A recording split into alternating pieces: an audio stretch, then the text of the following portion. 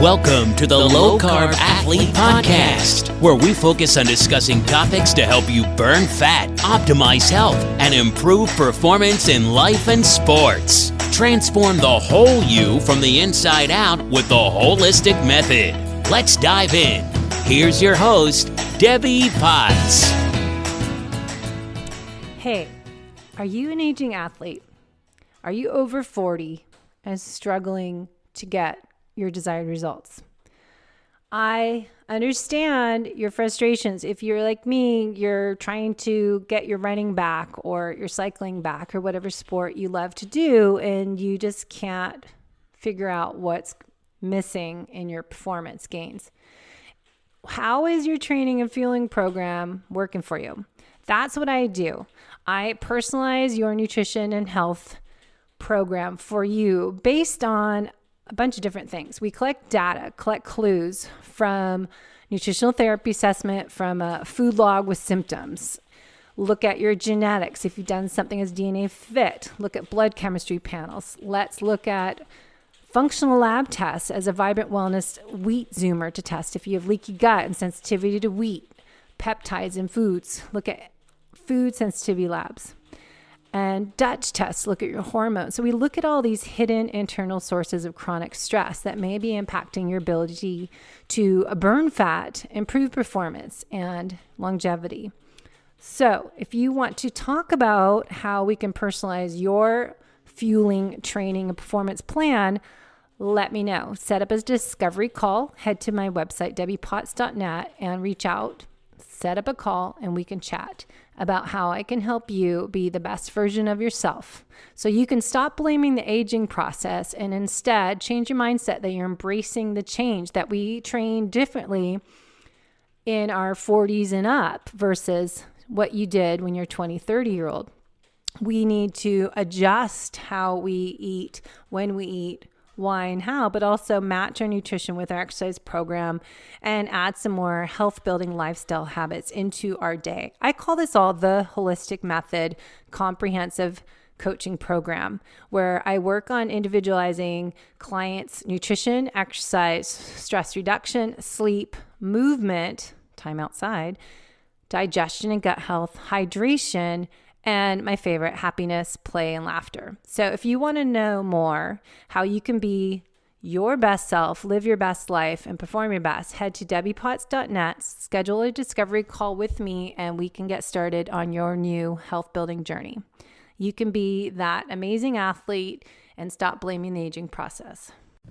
Hey, it's Debbie, and I just wanted to dive into specific research coming out from SFuels and EndureIQ. Dr. Dan Plews posted, and some great blogs that Dan Plews has on his website. So just in case you missed it and you're not on SFuels mailing list and EndureIQ, I want to kind of put some information together on low carb, high fat, high intensity performance, because this is a big topic I've been curious about as I'm trying to do more high intensity intervals on my running and biking once a week, and curious if I should fuel beforehand, because I get up, work out, go lift weights, and then go to spin class. It's all about power meters, about wattage, and really trying to improve my times and performance, right? So I just did speed workout running, doing 2 minutes fast, 1 minute recovery, trying to get faster and retrain my running muscles to how to work correctly so I can get faster again. So is it best for me to fuel? Should I put some calories in my coffee? What should I do to improve my performance? Or is it what I ate the day before? But what if I ate dinner? Usually weekdays I eat like 2 o'clock, 3 o'clock, and might not eat again because I'm full. So how do we know when you are a fat adapted athlete and you focus on prioritizing your protein in your meals, you're probably like me, that you're not really hungry and you just can't eat more, and you don't want to eat before bed. We should stop eating 3 hours before bed. I go to bed at 8 o'clock at night. So I need to stop eating for sure by 5 p.m. But there's a lot of details. This is why coaching clients is find a coach that can help you figure out how to time your nutrition, what works best for you, what is your workout, what's the duration, what intensity is that duration, what's the purpose, and what time of day. And then we have to kind of work on backtracking. All right, what time are you working out? Is it first thing in the morning? Well, do you need to eat beforehand or not? And then what to eat afterwards? But then work on what time did you eat the night before? When did you have your last meal? And work that out. So I've been curious about this and just trying to work at this out with my own coaching clients. So SFuels had a blog that came out yesterday, February 27th, on new research coming out of the low-carb, high-fat, high-intensity performance. And what their article says is that there's been plenty of heated debate over the years whether endurance athletes on low-carb fueling can deliver top-end performance. This is just what I was emailing Leighton the other day. New rigorous research paper has just been published, which presents strong evidence for performance. More on that below. So they have some information. I won't go into all of it, but endurance racing question of what is top end intensity? Racing intensity for most endurance athletes, even some pros for full Ironman, is typically in the 77 to 82% range and up to 85% is for 75 or 70.3 distance in Ironmans. So this suggests that full Ironman racing is typically performed at under 70% of the VO2 max, 75% for 70.3 distances, and up to 85% for Olympic distances, likely higher for the 5,000 meter track racing. Okay, so they're saying that the first point in the race duration is over 4 hours as an Ironman or 70.3 ultras.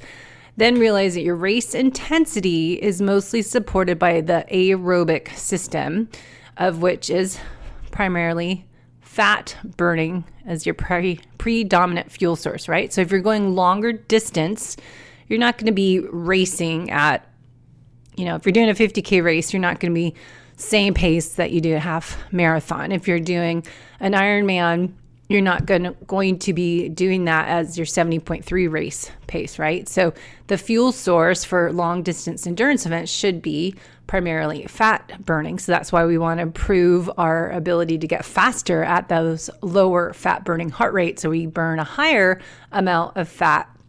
So that's that fat oxidation rate we're going to go over today. So the 2023 research paper findings that Leighton shares here in this article blog post is that a new paper, February 2023, which is just now, a group of highly reputable sports science researchers challenged the premise that athletic performance was superior via a high-carb diet and a fueling regimen. What was most striking, they said, at the first glance of the paper was a question of endurance performance was tested at very high intensity, less than 85%, around 85% of the VO2 max. So, quote unquote, endurance performance. They need to figure out what is endurance performance, right? So, what definition that is that's why these research studies, you always have to look at, male and female, or is it just male? How old are they are? And what distance and what intensity. Shorter duration tests, including 1 mile and 6 by 800 interval repeats. So, this is more of a high intensity versus short duration. So traditionally thought would consider intensity duration testing as this be more anaerobic and by nature more dependent on carbohydrate oxidation and less so fat oxidation. But in a rigorous, highly controlled testing protocol and elegant research design, the team produced a set of findings that will certainly challenge traditional thinking. So the study summarized 4 findings, and Leighton put these together. So high-carb athletes had no superior high-intensity performance over the low-carb, high-fat athletes. Even at intensities under 85% VO2 max, the low-carb, high-fat athletes were oxidizing fat at rates of 1.58 grams per minute, plus or minus 0.33 grams a minute. Low-carb, high-fat athletes had higher HDL, LDL, and total cholesterol. Low-carb, low carb, high fat athletes had reduced mean median blood glucose levels. 30% of the high carb athletes had a mean median blood glucose levels consistent with pre-diabetes. So the high carb athletes had higher glucose levels. Okay, so SFuels is looking at the perspective that SFuels is Leighton, and I know Dr. Dan Plews is behind a lot of this too.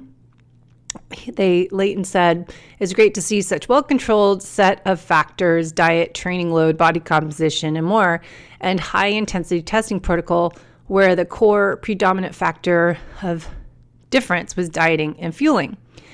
In a study in 2018 paper on cross-country skiers and their own lab observations of low-carb, high-fat athletes, they're seeing more consistent references of high-fat oxidation rates, 1.5 grams a minute at high intensities and around 80% VO2 max. This is supportive of the suggestion that this could be metabolic efficiency, could possibly provide a glycogen sparing effect when fat can be utilized predominantly for fuel at these intensities. It's important to note that aside from athletic performance outcomes, the number of health markers were also tested, and reference was made to the complications, pre-diabetes, that were associated with high-carb athletes. So he said he guesses from a balance perspective, you would like to see more subjects in a study, and also have the study repeated for women, as I keep asking about. Nevertheless, the paper highlighted the prior studies that had less attention to the study design controls, as with diet, fueling, and training load factors drove different and non-repeatable findings. So the most critical to the metabolic and performance outcomes of the study is the diet protocol used. Carbohydrates, volume, 50 grams per day. Percentage of calories of fat fuel, 75 to 80%. The duration of intervention, 31 days. Now, this is consistent with the guidance given by SFuels and EndureIQ for effective transition, what we call the cold keto phase, in efficient fat oxidation and metabolic flexibility. So if you are not familiar with that, you can go back to my YouTube channel, my playlist on there, and I have gone through many times the EndureIQ suggestion for the fat adaptation phase. That is about 4 to 6 weeks. Different for women. They're going to do that cold keto. If you have a menstrual cycle different than men, you're going to be doing that cold keto during 1 week and then do it again the next week, specific week of your cycle the next month. So the studies out there, I always look at who are they done on. As I said, men versus women. It's hard to do studies on women because you have to have a lot of factors all the same as in their menstrual cycle, and it's difficult to test people all in the same cycle, obviously. So most of the studies are done on men, and so I always have to question, all right, how is that going to be different for women? So that's why I like to look at what Dr. Stacy Sims' research says, as well as these different ones that Peter Defty's having, optimal fat metabolism, and talking about EndureIQ, Dr. Dan Plews studies, and these studies that they're sharing here with SFuels. And so it's interesting. So the bottom line, Leighton says in this blog that you want to pay attention to the guidance for effective low-carb, high-fat transition period and realize intended metabolic shift and performance outcomes of low-carb lifestyle. So you can go to the SFuels Life Guide. It has 40 simple meal, snack, and shake ideas for a low-carb, high-fat lifestyle using SFuels Transform, the Revival, their keto products, Train, and SFuels Life Bars. They also have a really cool new SFuels Fueling Guide with noted research on how the medium chain triglyceride in diet, MCT oils, can help with fueling. So let's switch over to the other topic of what that all means for you. Okay, so if you're not familiar with what fat oxidation is, this is what you can get tested, hopefully with me someday in North San Diego. I'll have Pinoe metabolic testing cart so we can test and not guess what your rates are. But we want to find out what heart rate you are burning the most fat, and where that metabolic crossover point is that you go from burning primarily fat fuel to carbohydrates. You'll see the fat drop off and the carb usage goes up. That's your metabolic crossover point. And then you're going to look at where you are burning the most fat. What is the rate per minute? So we talk about that within Dr. Dan Plews. They test it on a treadmill test or a bike and do 4-minute stages but just some articles on what is maximal fat oxidation rate. Dr. Dan Plews has on EndureIQ blogs that are really helpful to understand all this.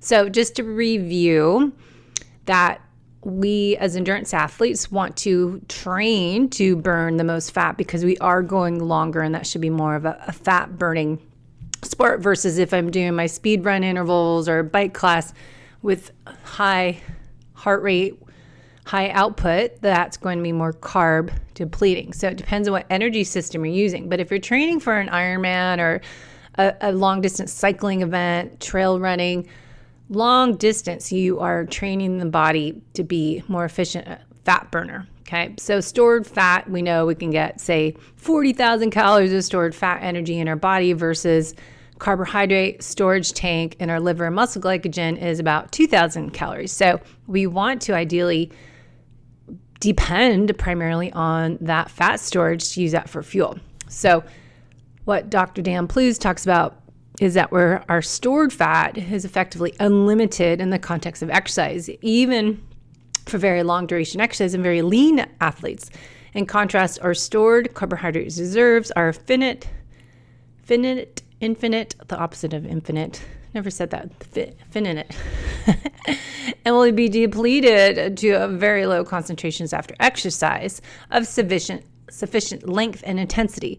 So, for example, if you're a 70 kilogram triathlete with 10% body fat, has at least enough energy in their 7K stored fat to complete more than Ironman triathlons back to back. So, in theory, of course, you're not going to do Ironmans back to back, but you're depleting that stored glycogen storage that can lead to fatigue and so-called hitting the wall that we don't want to have happen.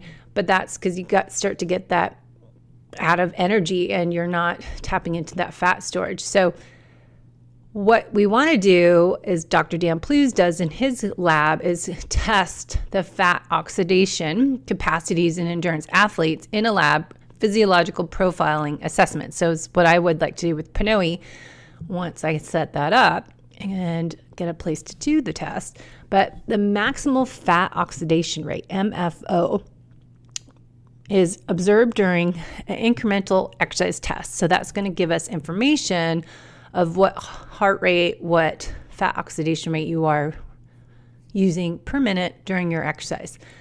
So Dr. Dan Plews often finds that the data generated from these assessments is often misinterpreted. So we want to learn, if you are doing a metabolic test with somebody, a lot of the standard testing levels that they say they go every 2 minutes, you're going to the next stage that might not be getting the information you want.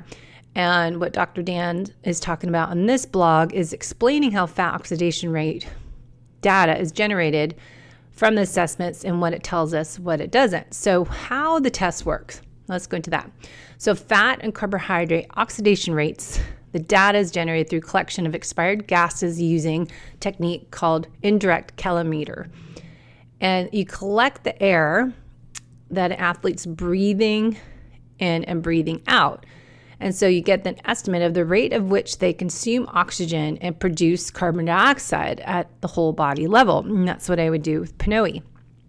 And as carbohydrates and fat require different amounts of oxygen and produce different amounts of carbon dioxide in their breakdown, you can collect this data to estimate the contributions of carbohydrates and fat to all overall energy production or energy expenditure during the collection period.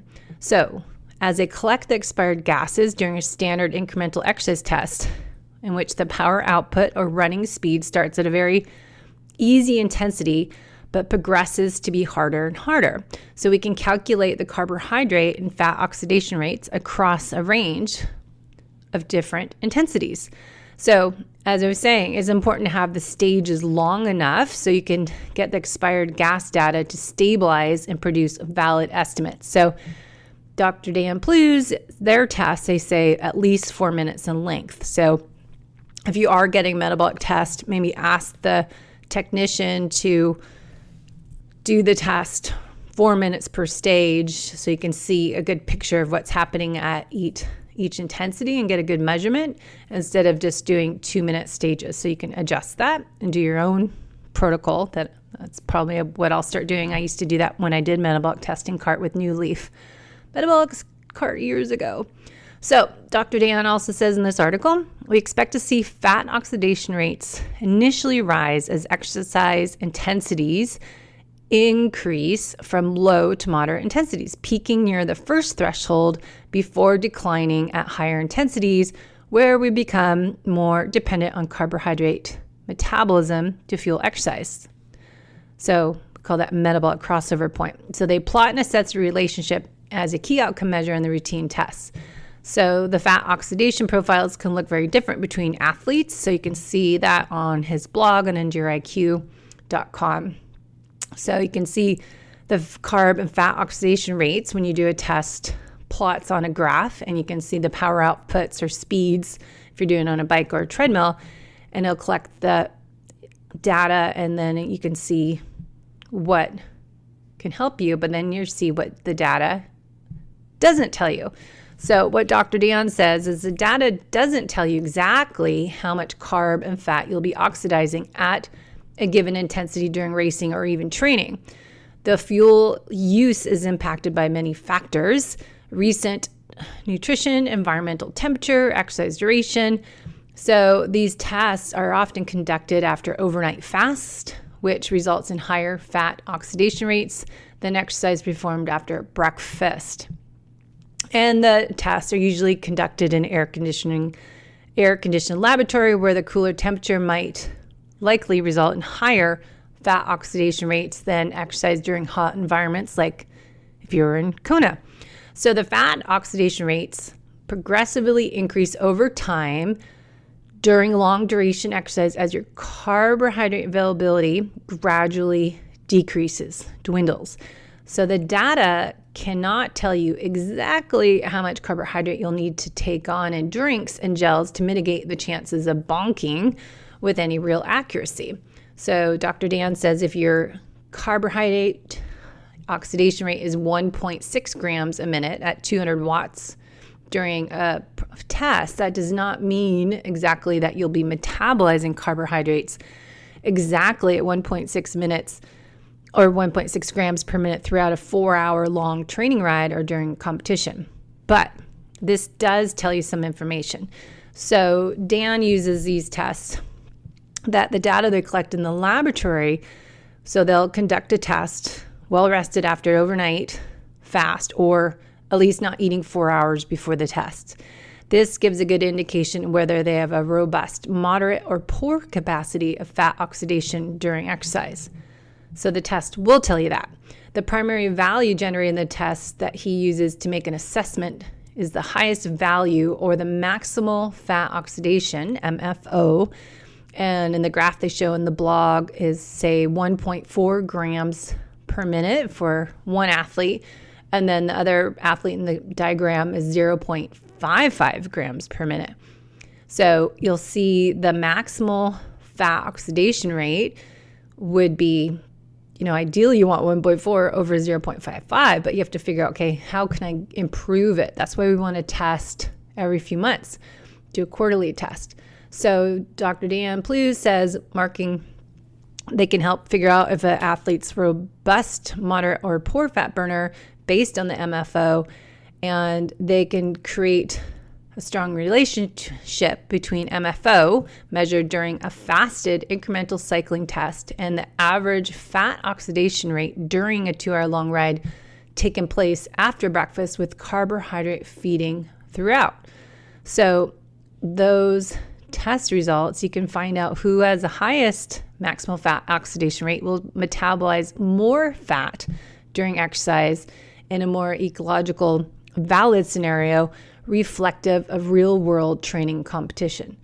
So the goal is to have a more robust capacity to use fat as a fuel source during exercise. And that will help you reduce the burden placed on those limited amount of stored carbohydrates and, in result, maintain carbohydrate availability and delay fatigue. So if you can prolong the use of using your carbohydrates, you'll be able to go longer. So Dr. Dan talked about one study of a 30-minute time trial after a 2-hour-long ride, and it had positive relationships between the maximal fat oxidation rates and the time trial performance. So adding MFO, maximal fat oxidation, to traditional endurance performance as measuring what we usually get, looking at the VO2 max, your thresholds, your efficiency, they can improve the fit of these models and better explain performance. So they can look at this endurance testing, figure out this protocol and what data you want to collect, and then you can figure out how best to use it with your clients. So, or for me, as I test how to help the client that I'm working with improve their performance. So Dan Plews says he looks at the fat oxidation rate at close to the first threshold, ventilatory threshold 1, and lactate threshold, or the moderate to heavy transition. So you're looking at whether or not the athlete retains that robust, moderate, low fat oxidation capacity at a competitive type intensities likely to be undertaken during a long distance triathlon and most training sessions. So some athletes display decent peaks at low intensities but retain little fat oxidation capacity at more steady intensities around the first threshold. So that's when we'll look at the whole athlete's profile and collect more data and more clues. I would look at what they're eating, what their sleep schedule looks like too in the recovery, but just what else are the lifestyle factors that are going to impact this. But Dan uses this data to have key takeaway points. So he's looking at, one, how aggressive the athlete might be in terms of carb feeding. While we recommend consuming carbohydrates at decent rates for all athletes during competition, not before, even with a robust maximal fat oxidation rate of over 1 gram per minute, we might need to be more aggressive with poorer fat burners and consider things like glucose fructose blends. But as he's discussed in previous blogs, there's better solutions for consistent performance and better health. So how the athlete has responded to diet and training interventions, as I was just speaking about, how have they gone through that block of base work, doing that zone 2 training, working on their nutrition. You know, this is what you want to do off season and build that base up and increase your fat oxidation rate during exercise. But how you eat, how you train, what intensity you're training at, but also what I call the holistic method, that you're working on that sleep and stress management and movement throughout the day, and the biohack, hot cold sauna, cold therapy stacked with that sauna, and working on taking care of the whole you from the inside out. So Dr. Dan Plews' main message here that I want to share with you is that he's trying to get across is that fat oxidation profiles generated during incremental exercise tests, not to over-interpret the data. Instead, use it to determine if the athlete has a robust, moderate, or poor fat burner during exercise and how that has changed over time. And then you can use that knowledge to inform your future training objectives. And that's what I do in the past when I did New Leaf metabolic testing, and now I'll start hopefully doing the Pinoe metabolic testing. But it's more collecting that data and help you figure out, okay, what training heart rate ranges should you be at so you're burning higher number of fat. And let's retest you, for sure every quarter, every 3 months, or every month would be great if you could, and figure out a new training program and look at that whole picture. Are you doing the lifestyle habits? Are you working on managing your stress? Because stress impacts everything. So what does it tell us? What is your fat state during cycling? So remember, you want to do endurance events, you want to improve your fat burning state. And that's what we talk about on this show, that it is about improving your endurance. And that isn't just training harder or longer, it's how you train. So we want to look at, how much carbs are you having? Are you carb timing? And what are those carb sources? Are they real food sources? So they talk about in the EndureIQ program that when we go cold keto, you're going 50 grams of carbs a day, nature's carbs, not processed foods, avoiding wheat, gluten, and vegetable oils and all the other bad stuff. But then we're going to find your sweet spot in that last phase. And that's for Dr. Dan Plews talks about in their program, 130 plus or minus carbs per day. And that's usually post-workout and your evening meal. So 130 grams of carbs are consumed in individuals making concerted effort to avoid them, whether you do training sessions in a fasted state or how you fare with them. You are likely to have lower fat oxidation rates during exercise if you're eating a high carb diet. And if you do not perform fasted training sessions, or maybe you struggle to finish a fasted training sessions without additional fueling, that might be something to look at of your nutrition and your timing of carbs and eating real food. But they talk about a lot of this in SFuels books, and you can find them on EndureIQ. Some great information. This chart they call the decision tree. You go from, question, do you deliberately eat a diet and low carb diets? Yes or no? If yes, are you in nutritional ketosis? Yes or no? How much? Go from there. If you don't eat low carb, do you perform fasted training sessions? Yes or no? If you say no, you go down to the bottom and look at your rates. If you struggle to finish long sessions without sport drinks and gels, yes or no, and then there's numbers there. So this is a chart to figure out, all right, how much should I have fuel source during exercise? And then they talk about what would your Ironman finishing time be if you're training for Ironman. If I race again, I want to get a 10:15 was my last goal I was trying to do. And then nowadays it'd be, under 12. But if I want to do a 10 to 12 hour Ironman, the male, female, there's different rates for fuel versus say 9 hours, or you're doing 14 hours. So you can check that out.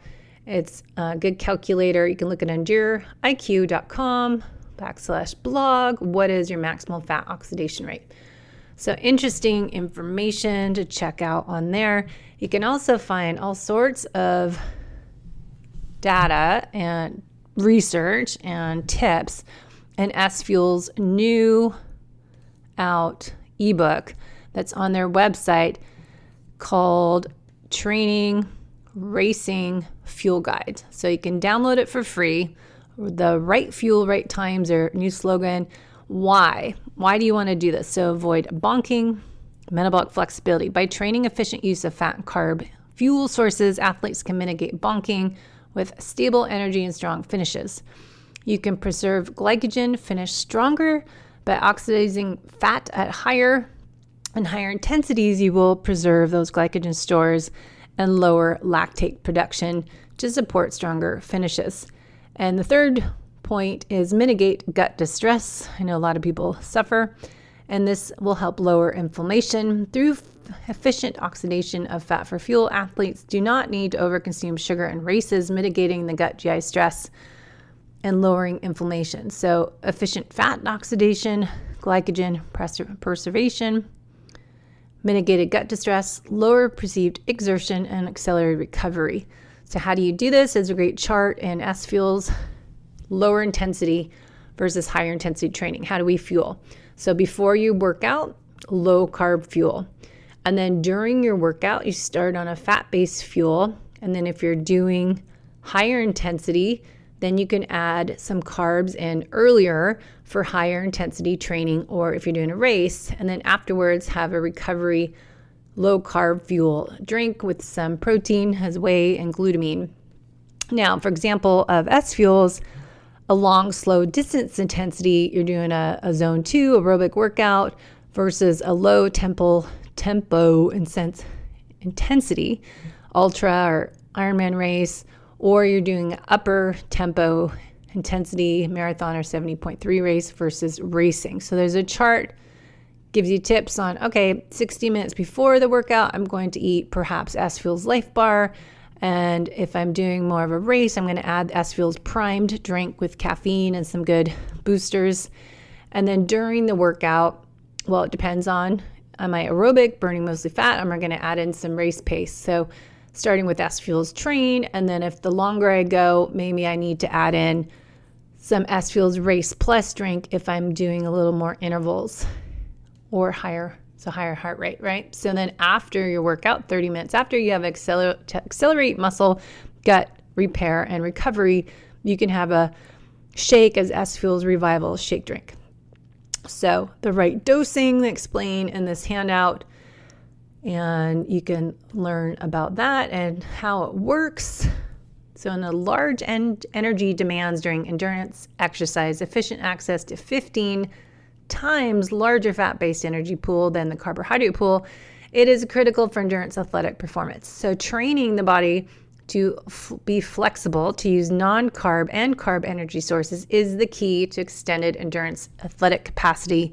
This will help lower gut distress and reduce the energy crash bonk issues. So if you are a carb-centric fueling, the problems with that, there's a list as we just went over: GI distress, blunt aerobic development, versus what they talk about, the right time, right fuel, that we're improving fat oxidation efficiency. So this is key for stabilizing energy, sparing our muscle glycogen, mitigating that gut stress, and reducing inflammation.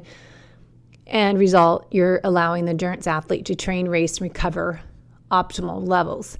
So improving that fat oxidation, optimizing that fat energy system, that will help you preserve those muscle liver glycogen stores when you're training and racing. And then day-to-day dietary intake, including during training, intake of quality fats and time carb and protein helps shift and train the metabolism and the muscles to become less reliant on carbs as fuel. So we want to get those enzymes help break down fat and train to use them as fuel. And we want to get more efficient, right? So we're training, fueling, and training and performing our best, as we talk about here on this show. So the lab results showing cases 2 to 3 times improvement in fat oxidation efficiency if you work on this training method. So training low, racing high. And enhanced endurance, really looking at, by the time you need carbs, you can prolong that time when you need to add in carbohydrates.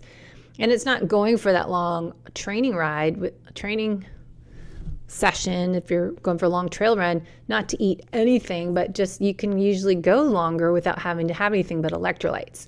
But just know that there's some point that you could improve your performance if you do have some fuel that keeps your blood sugar steady. So you're training both fat and carbohydrate oxidation efficiency, so you're metabolically flexible. The endurance athlete can be better at preserving those glycogen stores. You can access energy from fat and carbs. And if you took something like the ketones from HVMN, or there's ketones in some of the new products out there, that will give you that alternate backup fuel for carbohydrates I think it helpful when you're bike riding, you're getting tired, and just helps the brain focus and decision making. So reducing that carb dependency and higher intake risks, as they talked about, that bonking, crashing, gut health, and really working on our mitochondria and muscle synthesis. So researchers show that train low with the carbohydrates and higher amount of protein with specifically leucine approaches as doing that leucine in that higher amount in whey protein. And the second runner-up I read is the beef protein. So if you can get some type of good quality protein that has a higher amount of leucine, that's going to help with that mitochondrial biogenesis and muscle protein synthesis. So I do want to look at, is the vegan protein, the pea protein, is that going to help that muscle protein synthesis if you don't have as much of the leucine content in there? And how much more do you have to take to get that protein synthesis? So those that are doing more vegan protein, something to dive into. So those are some thoughts today. You can head to debbiepotts.net to dive into all this more. And of course, SFuels, use our code low-carb-athlete to get your products and test it out and get their free fueling guides. Right fuel for the right time, so you learn how to match your fueling and training to improve fat loss, performance gains, and recovery, which will help, hopefully, the overall goal improve your future self. So what we're doing now to get faster and stronger as we age as athletes, but also how you want to be showing up to life when you are 70, 80, 90 years old, right? So do what you can do now to help improve that recovery and repair, and not to overtrain and under recover. So really looking at your fueling strategies, your stressors, external, and identifying those hidden internal sources of chronic stress that are going to impact all efforts of all this we're talking about. So if you have signs of adrenal fatigue or adrenal exhaustion, more specifically, we call it HPA axis dysfunction, we want to run specific labs as a Dutch hormone test, look at a Genova Diagnostics gut test or GI map, and look at some wheat zoomer or